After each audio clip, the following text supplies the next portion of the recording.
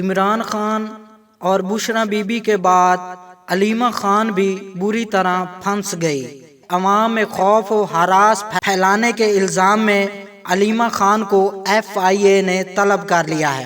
بانی PTI عمران خان کی بہن علیمہ خان کے خلاف فیڈرل انویسٹیگیشن ایجنسی FIA کی جانب سے سائبر کرائم کے نتیجے میں انکوائری کا نوٹس جاری کر دیا گیا۔ ان کے خلاف ریاست کی مدیت میں انکوائری کا حکم دیا گیا ہے۔ FIA کے مطابق علیمہ خان کی جانب سے دھمکی، معاشرے میں انتشار پھیلانے اور عوام میں خوف و ہراس پھیلانے کے نتیجے میں انکوائری کا حکم دیا گیا ہے۔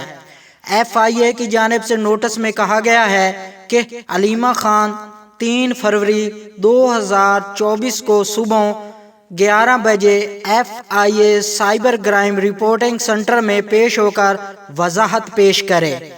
FIA کے مطابق عدم پیشی کی صورت میں یہ خیال کیا جائے گا کہ علیمہ خان کے پاس اپنے میں کہنے کے لیے کچھ نہیں ہے۔ آپ دیکھتے ہیں کہ علیمہ خان کل 3 فروری کو FIA میں پیش ہوتی ہے کہ نہیں۔